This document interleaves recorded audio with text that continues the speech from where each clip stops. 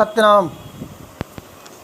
गुरुर्ब्रह्मा गुरुर्विष्णु गुरुर्देवो महेश्वरः गुरुर्साक्षात् परब्रह्म तस्मै श्री गुरुवे नमः। प्रिय बंधुओं, आज का विषय ओम का रहस्य। इस समय मलमास चल रहा है, शंकर जी का दिन चल रहा है। ओम के बारे में आज हम आपको जानकारी देने वाले हैं। परमात्मा का प्रतीक चिन्ह ओम अद्भुत है। ओम संपूर्ण ब्रह्मांड का प्रतीक है। बहुत सी आकाश गंगाएं इसी तरह फैली हुई है। ओम बहुत ही महत्वपूर्ण है। किसी भी मंत्र के आगे ओम जोड़ देने से वो सर्वशक्तिमान संपन्न हो जाता है। ओम का एक बार जाप 1000 जाप से अधिक महत्वपूर्ण है। ओम अर्थात ओम 3 अक्षरों से बना है। ये 3 अक्षर आ, उ और म। आ का अर्थ आविर्भाव, उ का अर्थ उठना या उड़ना और म का मतलब होता है मौन हो जाना। जब पूर्ण मौन मन का हो जाता है तब परमात्मा का अनुभव होता है। ओम मंत्र का प्रारंभ है, अंत नहीं है। ये ब्रह्मांड की अनाहत ध्वनि है। अनाहत अर्थात किसी भी प्रकार की टकराहट या 2 चीज़ों या हाथों के सहयोग से उत्पन्न ध्वनि नहीं है। इसे अनाहत नाद भी कहते हैं। संपूर्ण ब्रह्मांड में ये अनवरत सतत जारी रहता है। तपस्वी और ध्यानियों ने जब ध्यान की गहरी अवस्था में सुना कि कोई ऐसी ध्वनि है जो लगातार सुनाई देती रहती है, शरीर के भीतर भी और बाहर भी हर कहीं ये ध्वनि निरंतर जारी रहती है, वो है ध्वनि ओम। उसे सुनने के लिए, उसको ध्यान में रहने के लिए, मन और आत्मा की शक्ति को महसूस करने के लिए हमें ओम ध्वनि को नाम दे दिया ओम। शांति महसूस करने के लिए, साधारण मनुष्यों को समझाने के लिए उसका नाम दे दिया ओम। साधारण मनुष्य ध्वनि को नहीं सुन सकता। जो भी ओम का उच्चारण करता है तो उनके लिए, साधारण मनुष्य के लिए ओम का उच्चारण करने का एक नाम दे दिया गया कि ओम शब्द का उच्चारण कर दें, उच्चारण करें। जो सतत प्रवाहित है, सतत चल रहा है। ओम का ध्वनि हमेशा चल ही रहा है, बंद नहीं होता। उसका आदि है, अंत है नहीं। उसी को ऋषियों ने, संतों ने ध्यान के माध्यम से अपने भीतर, अपने दशम द्वार में उसका अनुभव किया, महसूस किया।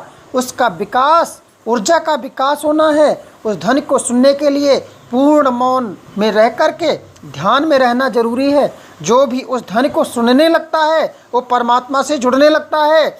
जो उस ध्वनि को बोलने लगता है वो परमात्मा से प्रेम करने लगता है। ओम का उच्चारण करते रहना। ओम शब्द 3 ध्वनियों से मिलकर बनता है, आ, उ, म। इन 3 ध्वनियों में का अर्थ उपनिषद में भी आता है। ये ब्रह्मा, विष्णु और महेश तीनों को एक करने वाला ओम शब्द ही है। तीनों देवता साकार में है और चौथा निराकार ओम शब्द ही है।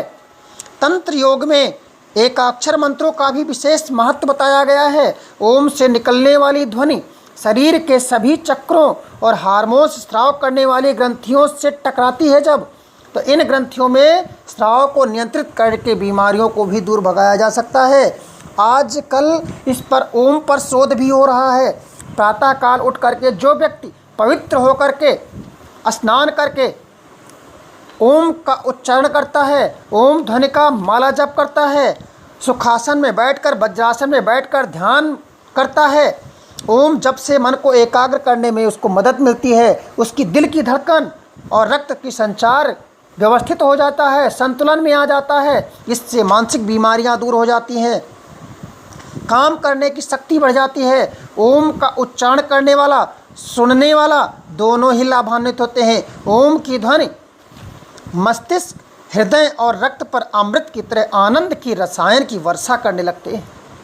आनंददायी बन जाता है, आनंदकारी बन जाता है एक शब्द ओम। पुराणों और उपनिषदों में ओम की महत्ता वर्णित है।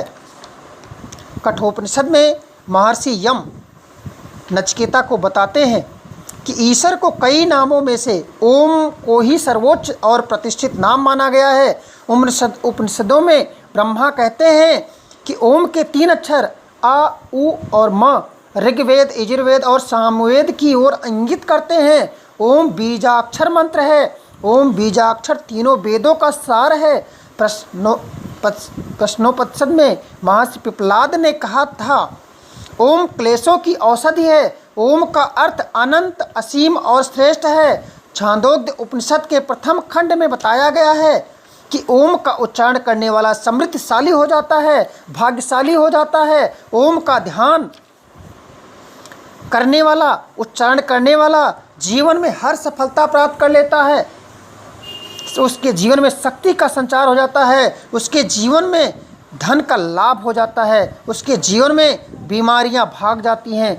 महर्षि याज्ञवल्क्य ने लिखा है कि ओम के ध्वनि से कुवृत्तियां समाप्त हो जाती हैं। जितनी हमारी कुवृत्ति समा है, जो कुरीतियां हैं, जो व्याधियां हैं, जो हमारे शरीर की व्याधि जिसको हम नाम देते हैं, जो कुविचार नाम देते हैं, वो समाप्त हो जाता है। परमात्मा के साथ हमारी लयबद्धता बन जाती है, स्वार्थ अहंकार मिट जाता है। जैसे सूर्य के उदय होने पर अंधकार समाप्त हो जाता है, उसी तरह से ओम का जाप करने से शारीरिक पीड़ा, संताप, मानसिक तड़प, चिंता खत्म हो जाती है। ये बिना चिकित्सा, बिना औषधि के सर्वोत्तम औषधि ओम शब्द को संतों ने और उपनिषदों ने और वेदों ने तीनों में ये समाहित है। जितने भी भक्ति लाइन से जुड़े हुए हैं, ओम को सब लोग मानते हैं, सब लोग उसको ध्वनि को उच्चारण करते हैं। वेद और उपनिषद में कि माने तो ये हमारे मन को शांत करता है, हमें अध्यात्म की तरफ ले जाता है। ये एक अध्यात्म की तरफ खींचने वाला एक चुंबकीय शक्ति इसके अंदर होती है, एक शक्ति इसके अंदर है जो हमारी बुद्धि और मन को सुव्यवस्थित करने की क्षमता प्रदान करता है। एक औषधि के रूप में इसका उपयोग किया जाता है।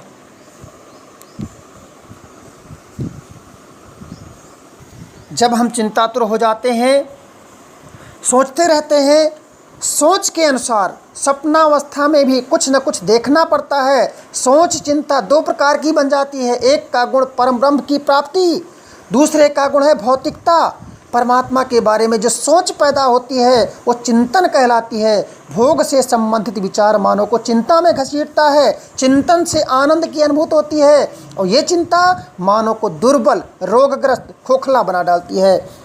इन रोगों की जड़ है चिंता। चिंतन से परमात्मा का साक्षात्कार मार्ग प्रशस्त करता है और चिंताग्रसित व्यक्ति अशांति के बीच, सुख दुख के बीच झूलता रहता है।